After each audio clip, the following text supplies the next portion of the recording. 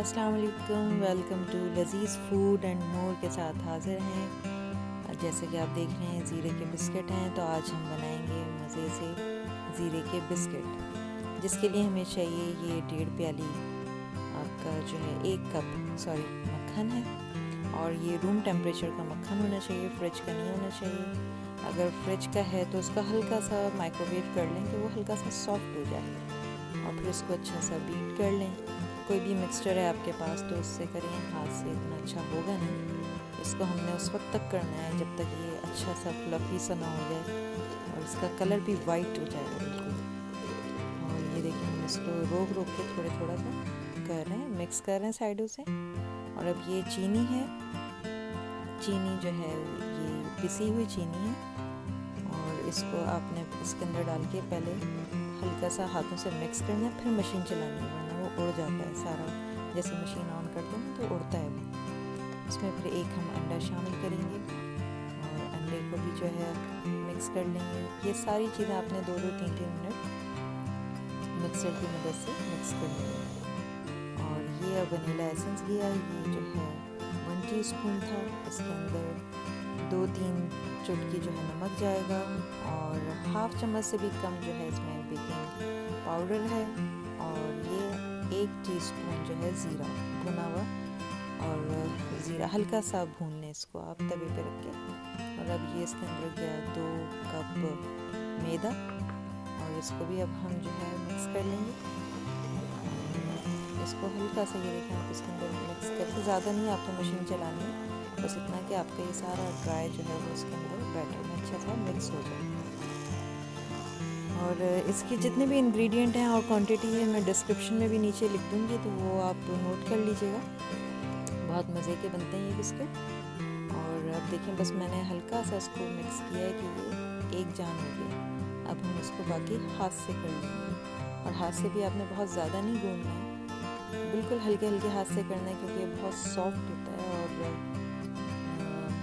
जितना इसको ज़्यादा गूंदेंगे तो वो उतना इसका टेक्सचर ख़राब होगा। तो ये देखिए कितना आराम से मज़े से वो उसके अंदर बन रहा है। तो ये सारा एक जान करके इसको निकाल लेंगे। ओवन आपका प्री हीट होना चाहिए, सबसे मिनिमम जो आपका हो 170 है, 200 है, 400, तो इस पर आप कर दें। इसको प्री हीट होना चाहिए minimum ½ an hour.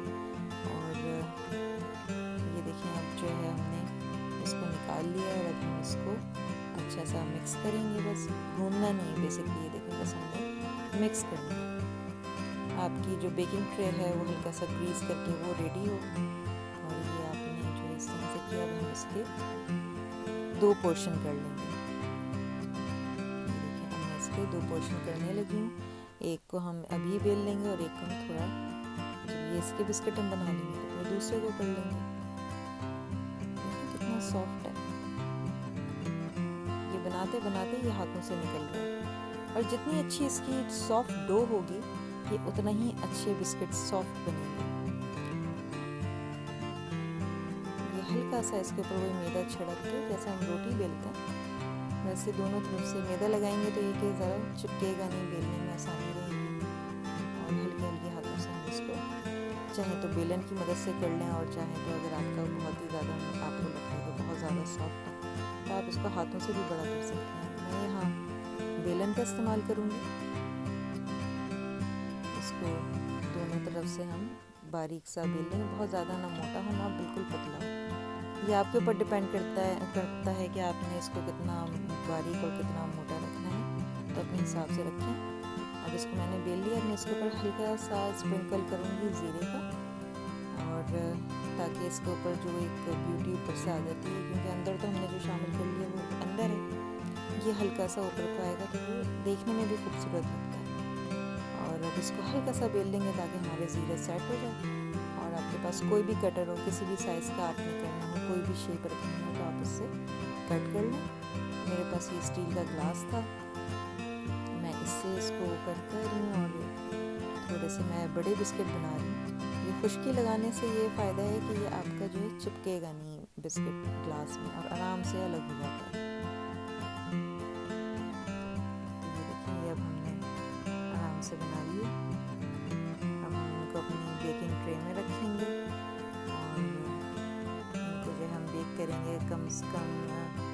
20 to 25 minute इसमें आराम से बेक हो जाते हैं। और टेम्परेचर आपने वही मिनिमम रखना है, ये हल्की आंच पे होंगे 200 पे। और इसी तरह से हम बाकी सारे बेल लेते हैं। और ये तैयार है बिल्कुल, ये देखें ये ओवन में जा रहे हैं।